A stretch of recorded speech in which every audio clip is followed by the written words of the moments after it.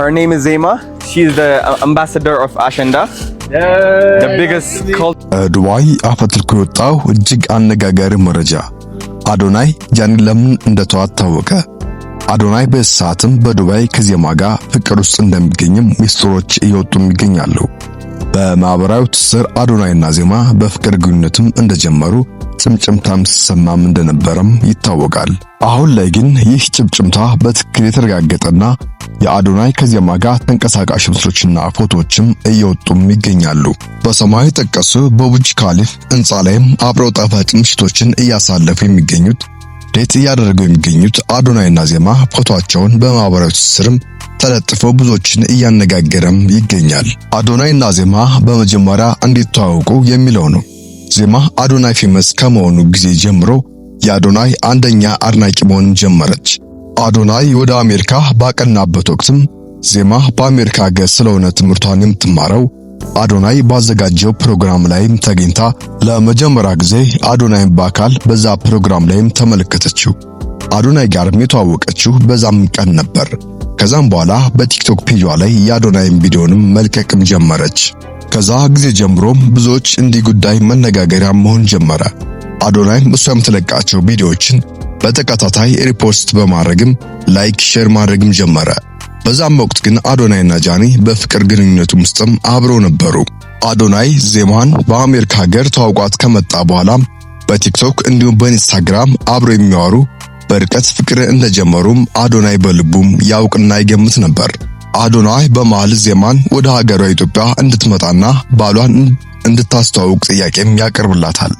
በዛም እንዲገናኙም ጠይቃታል። ዜማም የአዶናይን ጥያቄ ተቀብላ ከሳምንት በፊት ዲላን ፔጅ ወደ ኢትዮጵያ ሲመጣ ዲላን ፔጅን ተከትላ ዜማም ወደ ኢትዮጵያ መጣች። አዶናይ ዜማን ታዋቂ ለማድረግ ከፍተኛ ደረጃ ስራም ሲሰራ እንደነበርም ይታወቃል።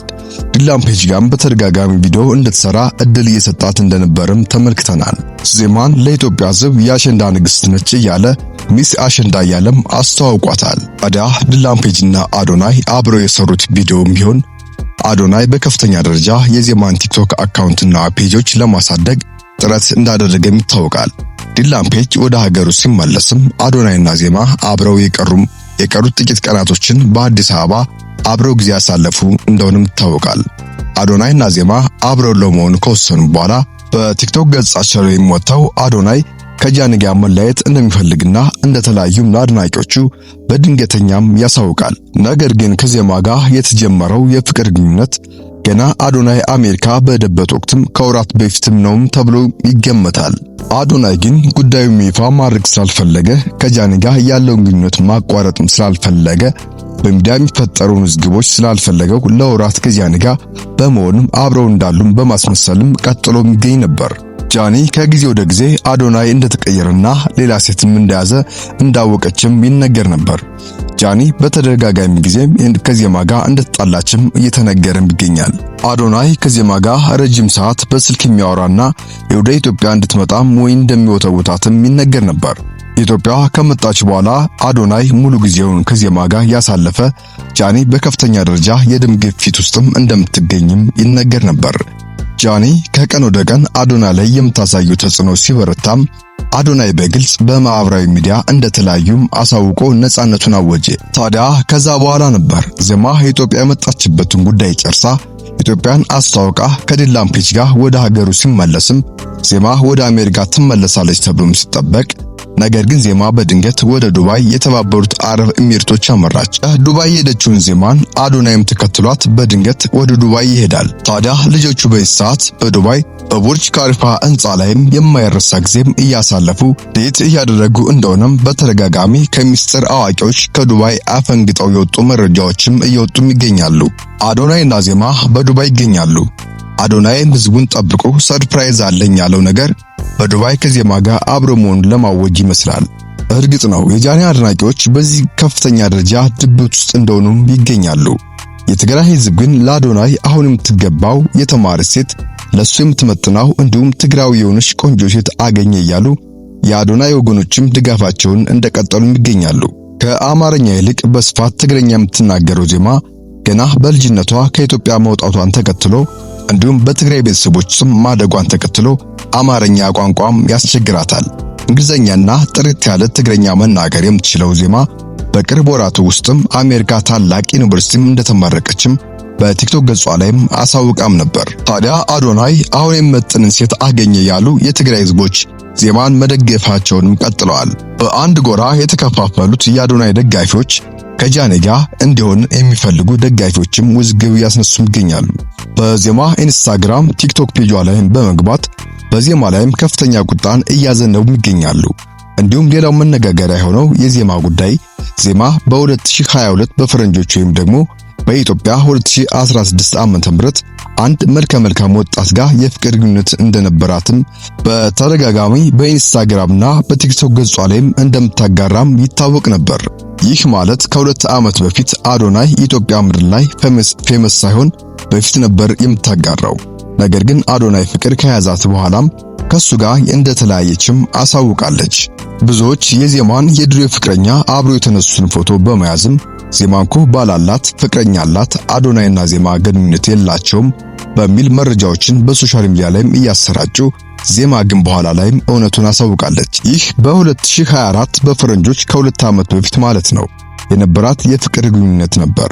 ታዲያ ከዚህ ላይ የተለያየች እንደሆነም ያሳወቀችው ዜማ ይህ ጉዳይ የዜማ ፍቅረኛ እንዳላት ሳይሆን እንደሌላት እንደሆነም ሐሰተኛ መረጃ እንደሆነም በሶሻል ሚዲያ ላይም አጋርታ እውነቱንም ተናግራም ነበር። አዶናይ ሳያስበው በአሜሪካ ዜማን ተመልክቶ በልቡ የገባችው ወደ ኢትዮጵያም ከመጣም በኋላ ዜማ ጋር ጥልቅ ያለ ፍቅር ውስጥም መግባቱ ጃኒን በከፍተኛ ደረጃ እንዳበሳጫትና በመሃላቸውም ከፍተኛ ክፍተት እንደተፈጠረም ብዙዎች ይናገራሉ። ነገር ግን ለሚዲያ ያላቸው ከፍተኛ ፍላጎት ተለያይቶም እንኳን ባደረጉት ስራ ነውና አብረው ለመስራት ለረጅም ጊዜ እንደተገደዱና አዶናይ ለስራ ብሎ እንዲሁም በሚዲያ በሚወጣበት ቀውስም ግርግርን በመፍራትም ለወራት ከጃኒ ጋር አብረው እንደሆኑም ሲያስመስሉ እንደቆዩም አሁን በይፋም እየተናገረም ይገኛል።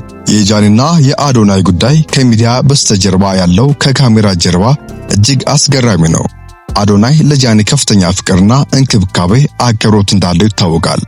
የአዶናይ አድናቂዎች ጃኒ በፍጹም ላንተ አትመጥንም፣ አንተን የምትመጥንህ ፍቅር የምላሹን መስጠት የምትችል ሴት አይደለችም፣ በፍጹም አታፈቅርም፣ ለጥቅም ነው የቀረበች፣ አንተ ግን የዋለህ በተደጋጋሚ ክደቱ ስትፈጽምብህ ይቅር ብለሃታል። ከጆን ዳንኤል ጋር የፈጸመችው ጉዳይ ከምንም በላይ በቂ ነበር። ነገር ግን አንተ ከስተት አትማርም፣ የምትመጥን ሴት መምረጥ አልቻልክም በሚል በተደጋጋሚ አዶናይ ላይ ወቀሳም ያደረጉበትም እንደነበርም ይታወቃል።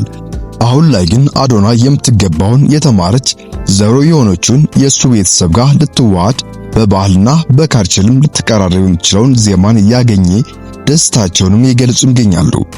ብዙዎች አሁንም ልክን አገኘ የሚል አስተያየትም እየሰጡትም ይገኛሉ። አዶናይ በዱባይ ሰርፕራይዝ አላቸው ያለው ጉዳይ ምናልባትም ብዙዎችን የሚናገሩት ድብቅ ያደረገው የዜማና የአዶናይን ግንኙነት ለኢትዮጵያ ሕዝብ ይፋ ሊያደርግ ነው እየተባለም ይገኛል። በዱባይ ከሰዓት በኋላ የሚወጡ መረጃዎችም እጅግ አጓጊ ይሆናሉ። ጃኒ በአንጻሩ በከፍተኛ ድብር ውስጥና ንዴት ውስጥም በኢትዮጵያ እንደምትገኝም እየተነገረ ነው። ውድ የሃሚ ፕላስ ዩቲዩብ ቻናል ቤተሰቦቻችን ለዛሬው ያስኩላችሁ መሰናዶ ይህንን ይመስል ነበር። በቀጣይ የተሻለ ቪዲዮ እስከምንገናኝ በያላችሁበት ሰላማችሁ ብዝት ይበልን። እንደዚህ ያሉ ወቅታዊና አንገብጋቢ መረጃዎች እንዲደርሷችሁ ደግሞ ሰብስክራይብ የምትለዋን በተን መታ እያደረጋችሁ የደወል ምልክቷንም ጠቅ እያደረጋችሁ የቻናላችን ቤተሰብ እንድትሆኑ እየጋበዝኩ እስከዛው ቸር ቆዩ።